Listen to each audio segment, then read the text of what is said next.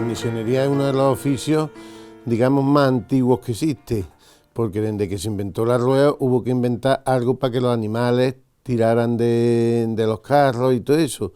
Y desde que se domesticó el caballo, pues tenía que buscar ciertos útiles para guiarlo y llevarlo y montarlo. Entonces, pues la guarnicionería existe desde los romanos, los griegos.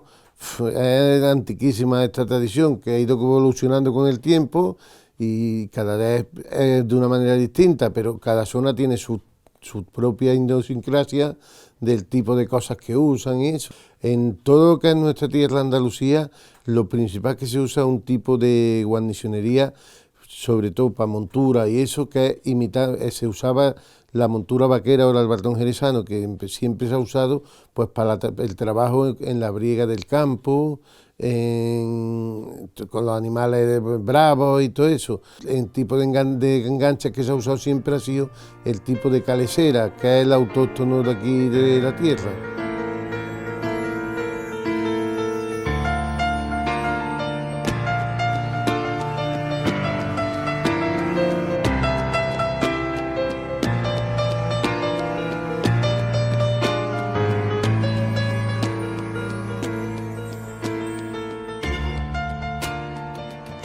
Pues este taller, aunque parezca que llevamos poco tiempo, empezó a funcionar alrededor de 1920. Empezó a funcionar con mi abuelo, Joaquín Berrar Rasero, que junto con 4 socios más fundaron este taller. La guarnicionería proveía de su maestro, que se llamaba Manuel Márquez Ahumada, que era el maestro. Antiguamente no había jubilación como hay ahora, entonces lo que hacían los que estaban en el taller es que le pagaban una mensualidad al hombre y el hombre cedía el taller. De principio empezaron 5 como guarnicioneros. Al final tenían hasta 8 o 10 personas más trabajando aparte de ellos, y de los socios finales se quedaron solo 3. Cada uno buscó la vida, así que nosotros llevamos funcionando desde 1920, llevamos más de un siglo trabajando.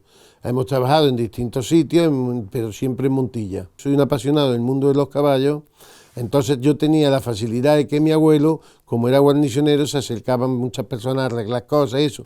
Entonces a mí me encantaba juntarme y que me montaran los caballos, que bregar con los animales. Mi trabajo ha evolucionado de una manera increíble, como todo en esta vida. Ahora mismo está todo lo que tú necesites a golpe de tecla o de teléfono.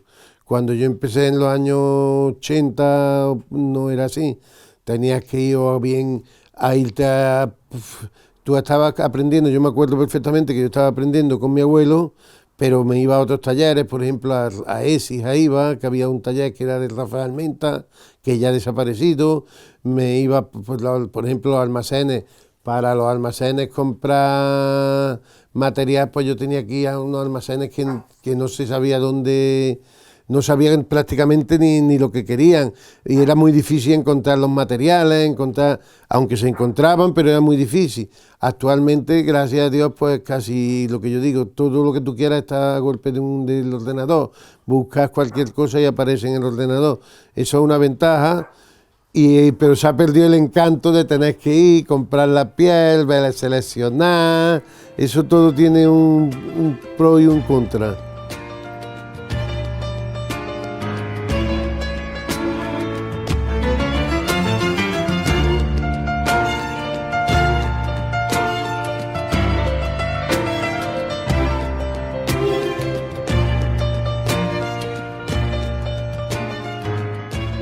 Como se haría, por ejemplo, una cabezada vaquera y un pecho petral. Todo esto parte de la nada. Ustedes miráis dónde está la cabezada tiene que salir de aquí. Aunque una piel parece que una cosa se puede pegar el corte por cualquier lado, cada parte de la piel tiene su sitio. Hay sitios que son más tiesos, sitios que son más flojos, sitios que dan de sí, sitios que no dan de sí. Entonces, por ejemplo, empezamos rayando y cortando para que se nos quede la piel recta. Normalmente, aunque esto parezca que nunca sobra nada, porque todos estos pedacitos que sobran siempre se le busca aplicación, para pasar puentes, para todo eso se busca aplicación. Entonces, pues lo primero es cortarlo. Lo cortamos normalmente con la cuchilla. Entonces, una vez que se ha cortado la pieza, se ha enderezado la piel, que es lo que estamos haciendo. La siguiente parte es un poco más fácil, porque ya se corta con las medidas que te pida la hebilla. Las medidas siempre son medidas más o menos estándar. Por ejemplo, la cabeza de un caballo es aproximadamente la misma siempre. Que tenga más largura o menos, para eso están los agujeros, para alargar o acortar. Una vez que están las correas cortadas, se pasa a la siguiente fase, que es pulirle los cantos, que es esta fase. Pulir los cantos, porque si nos damos cuenta, esto, al ser cortado está en vivo, pues terminaría por hacer rosadura al animal, porque al tener el canto tan vivo, le terminaría por hacer rosadura al animal. Los cantos se suelen suele matar con una cosa que llamamos matacanto o recanteador. Con el matacanto o recanteador, veis como el canto tiene, pues se le pasa, y notaréis que aquí se ha quedado más redondeado, con lo cual si el jinete o el animal va en contacto con él, no le hace rosadura normalmente. Importante es hacerle por las 4 caras que lleva la correa, matarle lo que se llama el canto. Y a continuación lo que se hace es pulir los cantos, pulirlo o dar goma, que le llamamos nosotros. Antiguamente, nosotros lo usamos algunas veces, se hacía con una cosa que se llama goma arábiga. Goma arábiga, antes volvemos a lo que antes te estaba comentando, los tintes, ahora ya está todo a tecla de internet, pero antiguamente se hacía con esto, que esto era goma arábiga, que era resina con agua, y entonces se le daba, el canto se iba quedando de otro color. Esto era un oficio que normalmente se le daba a los aprendices, el pulir los cantos. Entonces se le daba con un trapo, que convenía que fuera de algodón, y entonces ya podéis notar la diferencia de un canto pulido a otro sin pulir. Y la suavidad que tiene en la mano, y eso. Hay guarnicioneros que no lo hacen, pero esto tenía su explicación. Era darle el reglador. El reglador era un palo, normalmente una pieza normalmente hecha de madera dura. Entonces se le daba aquí y se le hacía este pequeño adorno. Si lo veis, esos 2 pequeños adornitos son los que se le hacen.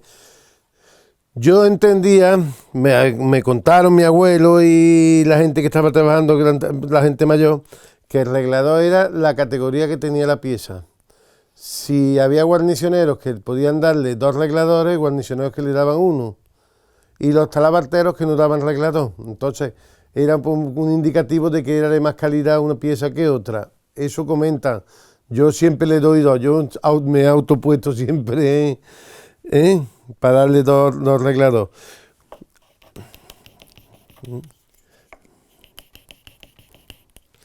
El palillo se calienta y te hace la marca mucho más bonita.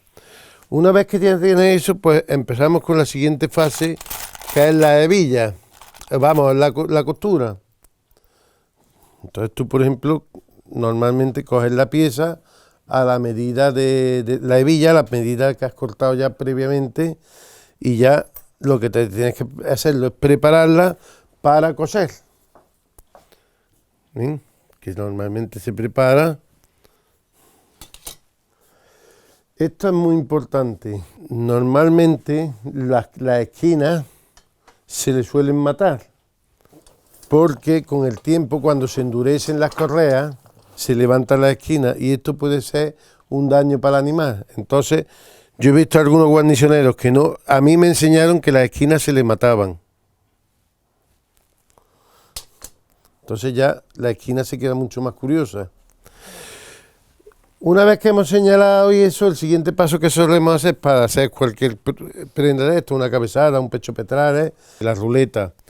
La ruleta, ya cuando lleva mucho tiempo cosiendo casi cose solo, pero normalmente la ruleta la pasa y te marca la distancia, la separación del punto. Entonces tú coges a continuación, le haces su endellada aquí para meter la hebilla y ya tienes la pieza para coser. Una vez que vas cosiendo las piezas, ya las vas montando hasta que termina o bien terminando un pecho petral, una cabezada, lo que tú ya, el artículo que tú hayas decidido que vas a construir. La guarnicionería no tiene truco, tiene horas, muchas horas. Y aprender, y coser, y practicar. Y una vez que ya vas practicando, vas a eso, ya la imaginación te va solo diciendo, pues esto lo voy a hacer así, lo voy a hacer asado. Pero la guarnicionería, el consejo es que te guste y practicar. Y que coser, tienes que aprender a coser bien, porque lógicamente nosotros cosemos a mano. La máquina de coser se usa, pero ya para algunas cosas, pero por ejemplo hay piezas que se cosen a mano, pues todas esas cosas son las que tienes que practicar. Y luego tener ilusión cada vez que haces una pieza. Los guarnicioneros normalmente tenemos unos estándar de una cabezada, lleva estas medidas, lleva esto, pero hay una cosa que a mí me hace mucha gracia cuando me dicen, hazme una cabezada como la camisita, hazme una montura como la camisita. No, yo te la haré igual, parecida, pero igual no te la puedo hacer. Porque cada pieza que hace, a uno lleva la mota más para arriba, la mejor lleva aquí 8 motas y otro lleva 9, porque aquel día la mejor la correita esta un día 1 centímetro más larga que otra. Todos esos pequeños detalles son los que lo que te hace que las cosas no sean iguales. Entonces eso es lo que te motiva para que el que quiera aprender tiene que tener mucha constancia.